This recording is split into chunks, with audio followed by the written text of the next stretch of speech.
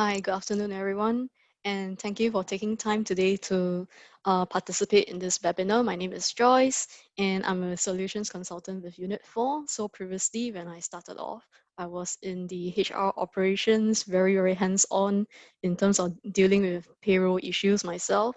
And gradually, I moved over to do the HR consultation. And so within a huge MNC, I was helping subsidiaries with two different areas on the HR consultation. One is about the HRMS implementation. We were using the ProSolve system, and then as well as doing the payroll outsourcing for the subsidiaries.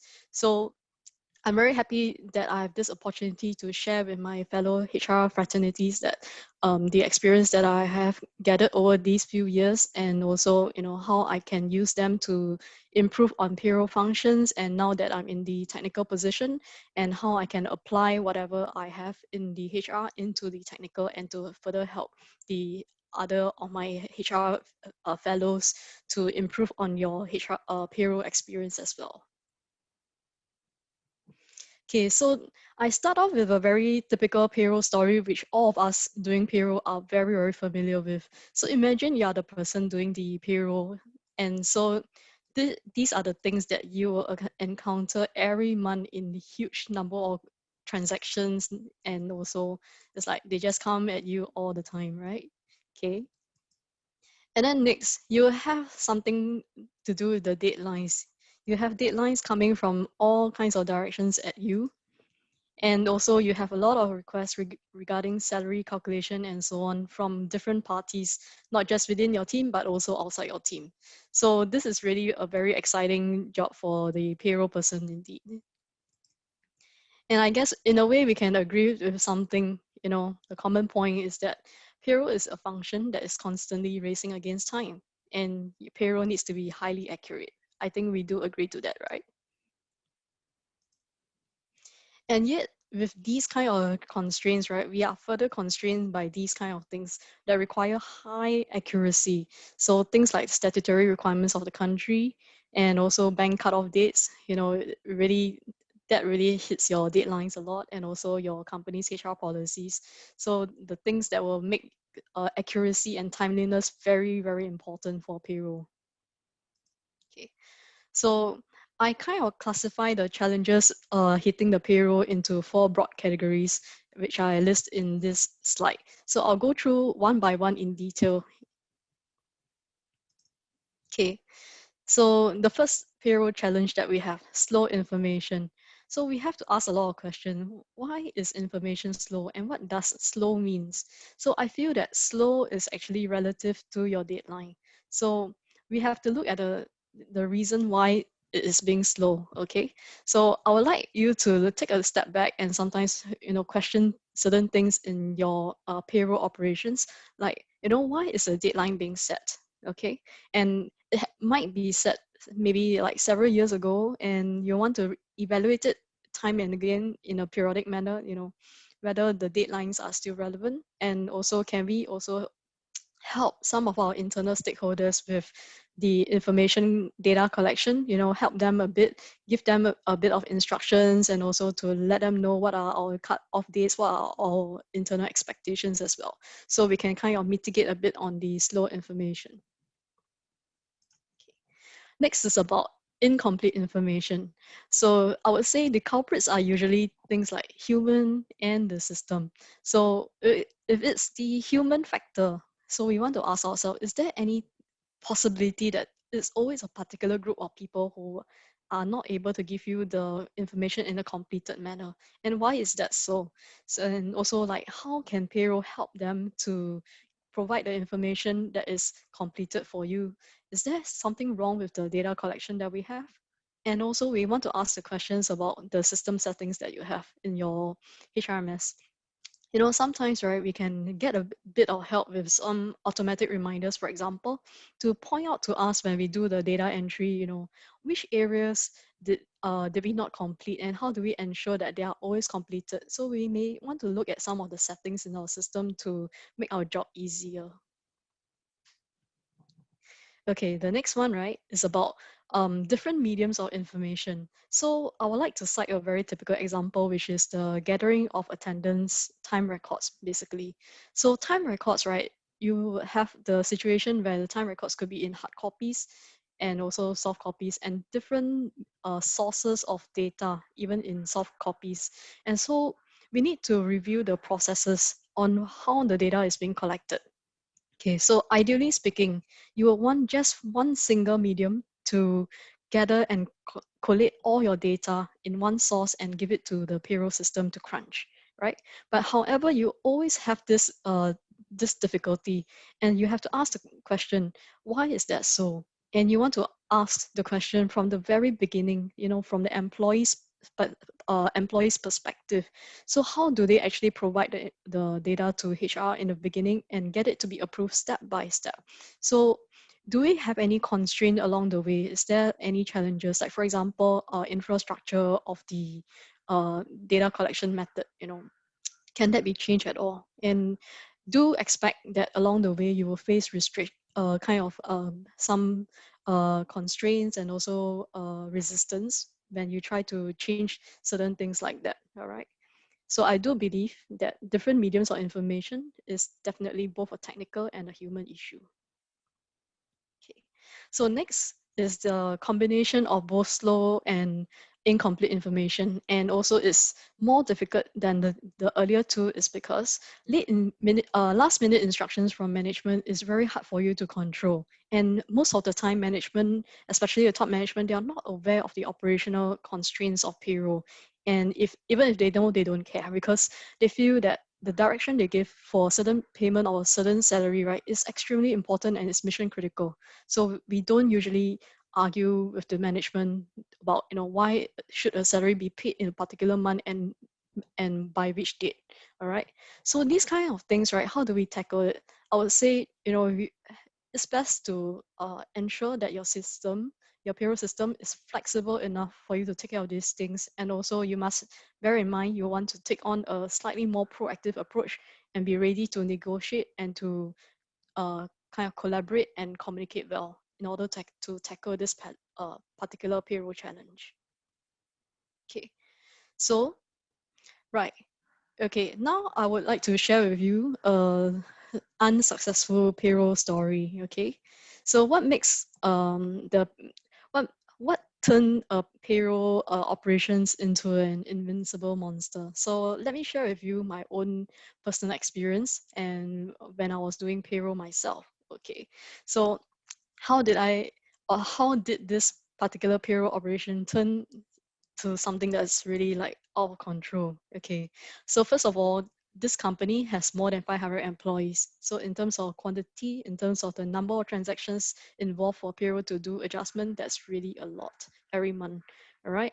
And second, I have to have update employee information in two separate systems, not one.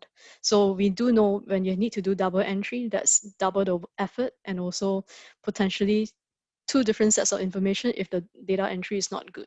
Okay. And there was also a very particularly interesting scenario back then was that the supervisors on the ground perceived that as long as they receive a resignation letter from their employees and they don't submit it to HR, it means that resignation is not recognized and not accepted. So I believe for us, we are the HR professionals. We do know that that's not the way resignation date is being treated, right? Yeah. So that gave HR and payroll quite a lot of trouble in that sense that we really, really have to beg the supervisors, please give us those resignation letters. We need to process them. We need to give the final salary to the employee. So that was really like, not a very funny situation actually. Yeah. So we had to deal with such things. And also overtime data was really mostly in hard copies, could be handwritten forms as well. And so I have to collate such a lot of information, which were really like not very good, very poor quality data, in fact.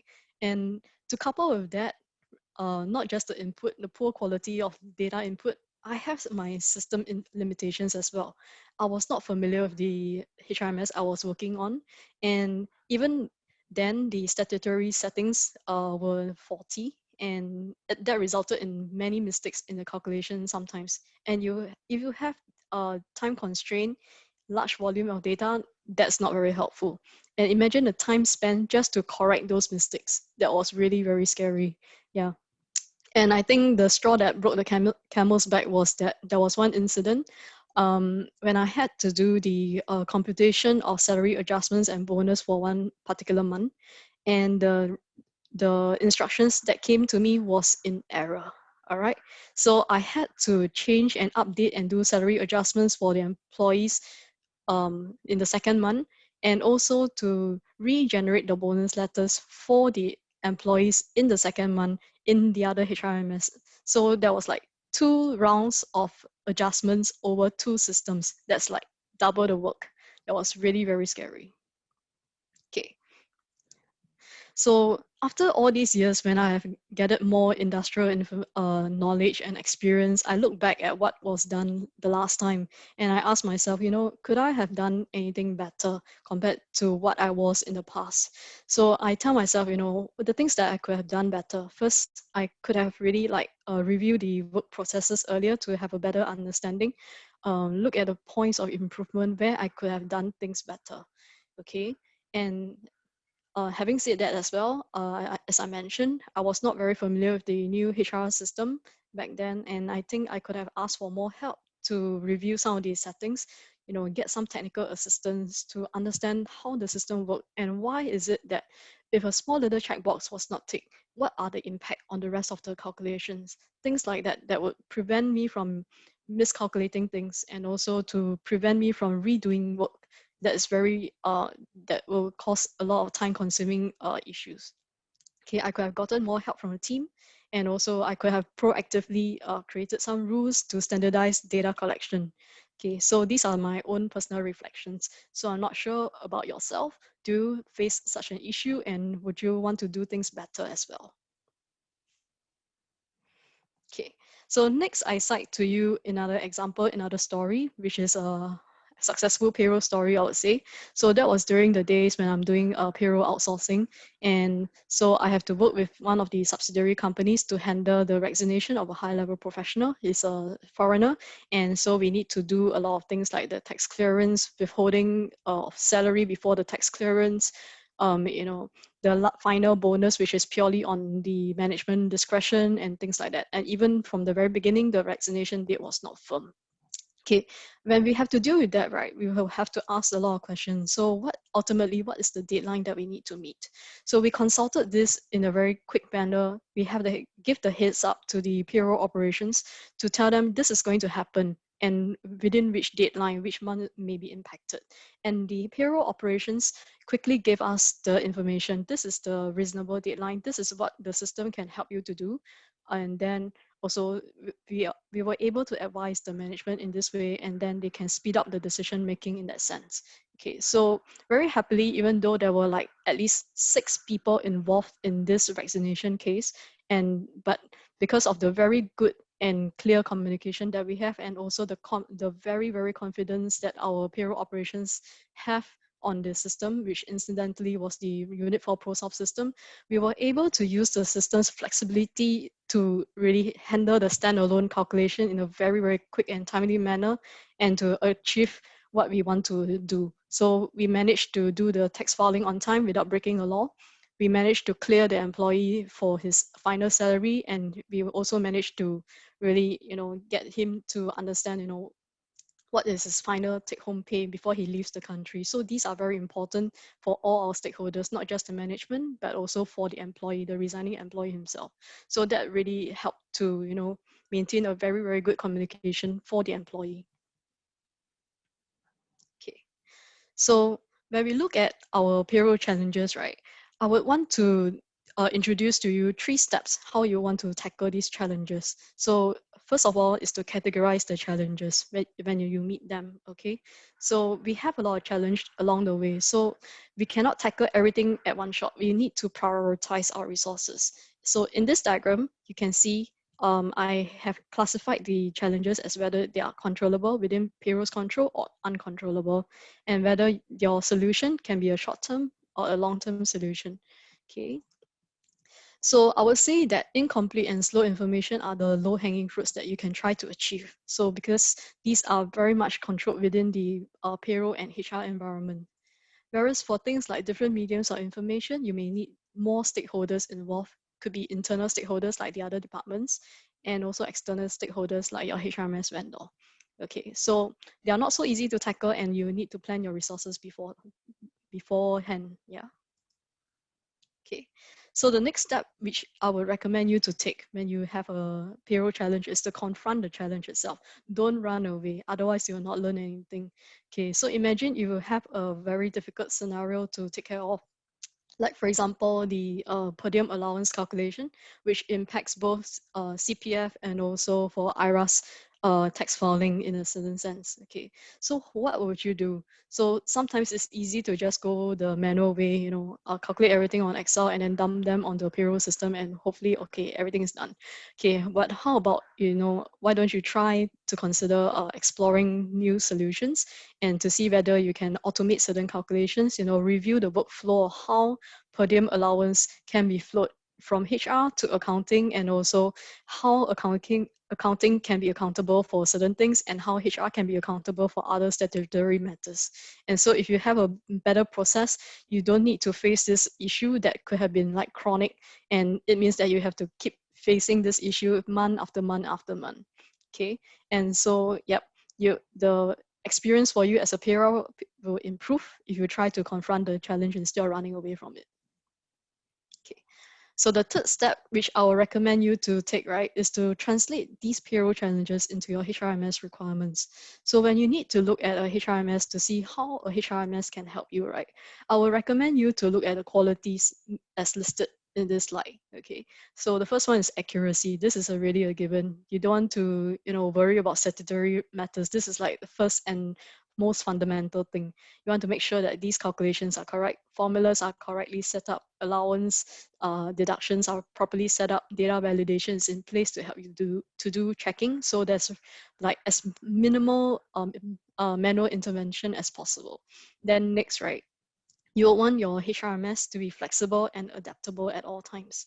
So how do you ensure that, if you have a very urgent case of having to recalculate things, is it easy to recalculate in your system? So you have the case, if it's your turn next time, right, to calculate that kind of high level professional resigning. So is your system ready for you to take on such a challenge, to recalculate the salary on a just one specific level, and yet it doesn't cause a complete standstill? Okay. And of course, your system must be highly configurable in that sense. And third is usability. And so sometimes we are, in fact, all of us are humans. We are not machines. We do fall sick at times. And so you cannot expect the payroll person to be in the office every day and also, handle payroll all the time. So let's say if you are on leave or anything, and suddenly someone needs a report from your team. So can all your colleagues, your other HR colleagues, be able to draw reports on their own without your help? Okay, and then also they would just continue to perform their functions, they get their reports, and without having to think of payroll being a black box, the HRMS is a black box that only the payroll person can use. Okay, we don't want that. Okay, and also is the system user friendly enough for you to do interfacing and automation to help you to make your job easier?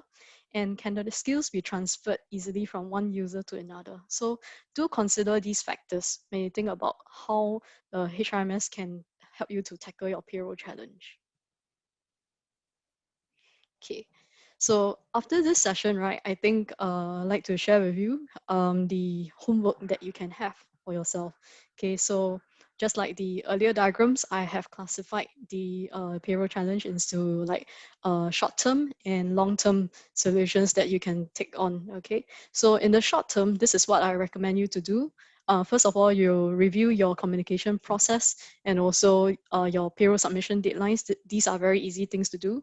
And then second, you want to review some very basic HRMS settings and workflow to make sure that at least you achieve the minimum level of efficiency and accuracy. And in the long term, you may want to consider things like a bigger project, maybe a slightly bigger investment, and to look at how you can bring in even more technical infrastructure to help you to do data collection better, and also to promote standardization in terms of your processes, and how you can use technology to work with your internal stakeholders to make things better. Okay. And then lastly, must remember to ask for help to understand more about unexplained HRMS features, because I believe there's really a great underutilization of your HRMS if you do not know exactly what kind of functions are available to you. So do reach out to your HRMS providers to ask them more questions. Okay, so with that, I'm concluding my webinar, and so these are the statements which I would like to make. Okay, so payroll is a function that demands high accuracy, and there are very stringent deadlines to meet. So what you can do with the payroll challenges, your payroll monsters, is prioritize what you can do to tackle the challenges in the short term and in the long term, and be proactive, ask more questions, and to make full use of your HRMS to help you to automate and make your life easier. So thank you very much, everyone, for your time.